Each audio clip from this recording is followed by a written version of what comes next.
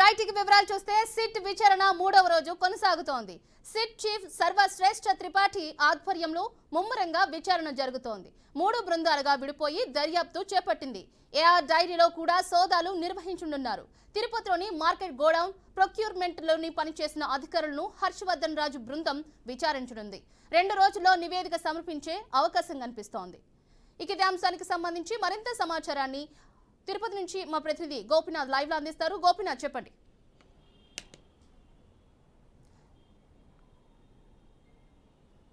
శ్రీచందన శ్రీవారి laddu ప్రసాదాల్లో animal fats కలిశాయని ఇప్పటికే కూడా అంటే సిట్ విచారణ కొనసాగుతున్న నేపథ్యంలో నిన్న మొన్న కూడా 2 రోజుల పాటు కూడా తిరుపతి తిరుమల సిట్ విచారణ కొనసాగింది. ఇవాళ 3వ రోజు. ఇవాళ కూడా తిరుమల శ్రీవారి ఆలయంలో కూడా అంటే త్రిపాఠి ఏదైతే సిట్ చీఫ్ గా ఉన్నటువంటి ఆయన త్రిపాఠి ఆలయం లోపలికి వెళ్లి అక్కడ ఉన్నటువంటి వంటశాల సిబ్బందితో పాటు మరోవైపు లడ్డూ ప్రసాదాలు తయారు చేసేటటువంటి పోటు కార్మికులతో కూడా మాట్లాడడం జరిగింది. మరోవైపు తిరుమలకి అంటే ఇతర ప్రాంతాల నుంచి ఒకవేళ అంటే ఏదైతే ప్రధానంగా ఇప్పుడు చెన్నై నుంచి ఏఆర్ కంపెనీ ఏదైతే ఉందో ఈ నకిలీకి సంబంధించి అంటే కల్తీకి సంబంధించినటువంటి నెయ్యి సరఫరా చేసిందో నేరుగా తిరుమలకు వచ్చిన తర్వాత తిరుమల నుంచి ఎక్కడ అంటే ఏదైతే నెయ్యి ట్యాంక్ కి సంబంధించి అక్కడ నుంచి కూడా లోపల ఆలయం లోపలికి వెళ్తాయి కాబట్టి వాటన్నిటిని కూడా పరిశీలన చేయడం జరిగింది. అక్కడ సిబ్బందిని ఫీడ్బ్యాక్ తీసుకున్నారు. దాని తర్వాత అక్కడ అంటే దాదాపుగా 10 ట్యాంకులు ఆ సందర్భంగా తిరుమలకి రావడం జరిగింది. 6 ట్యాంకులు వినియోగించారు, 4 ట్యాంకులు మాత్రం రిటర్న్ పంపించారని చెప్పారు. కాబట్టి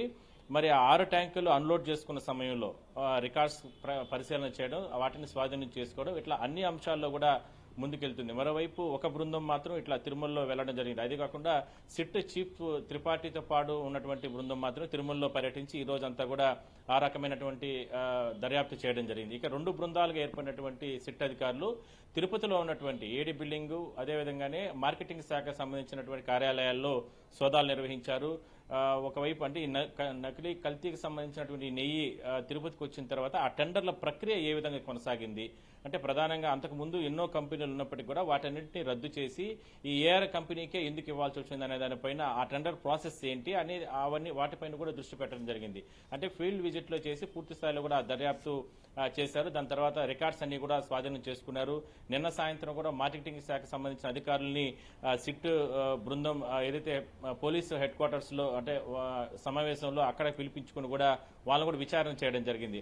ఒక బృందం మాత్రం చెన్నైకి వెళ్లడం జరిగింది. చెన్నైలో ఏఆర్ కంపెనీకి సంబంధించి ఏదైతే మొత్తం మీద ఈ నకిలీకి సంబంధించినటువంటి ఏదైతే అనిమల్స్ ఫ్యాట్స్ కలిసినట్టు నెయ్యి తిరుమలకు పంపిణీ చేశారో ఆ కంపెనీ వ్యవహారాలు ఏంటి, అసలుకి ఎప్పుడు ప్రారంభించారు ఏంటి, గతంలో కూడా ఎలాంటి నకిలీ నెయ్యి పంపించారా, తిరుమలతో పాటు ఇంకా రాష్ట్ర వ్యాప్తంగా కావచ్చు లేదంటే దేశవ్యాప్తంగా అసలు ఈ కంపెనీ వ్యవహారాలు ఏంటి అనే దానిపైన పూర్తి స్థాయిలో కూడా దర్యాప్తు చేసేందుకు ఒక టీం అక్కడికి వెళ్లడం జరిగింది. అక్కడ కూడా కొన్ని అంటే కీలకమైనటువంటి డాక్యుమెంట్స్ ని స్వాధీనం చేసుకున్నట్లు తెలుస్తోంది. అయితే ఇప్పటి వరకు నిన్న మాత్రం మీడియాతో మాట్లాడారు. ఇవాళ త్రిపాఠి సిట్ చీఫ్ మాట్లాడలేదు. రేపు ఉదయం బహుశా మీడియాతో మాట్లాడి కొన్ని వివరాలు ఇవ్వబోతున్నారు. దాని తర్వాత రేపు సాయంత్రం లేదంటే ఎల్లుండి మార్నింగ్ అంతా ప్రభుత్వానికి కూడా నివేదిక ఇచ్చే అవకాశం అయితే ఉందని మనం చెప్పొచ్చు.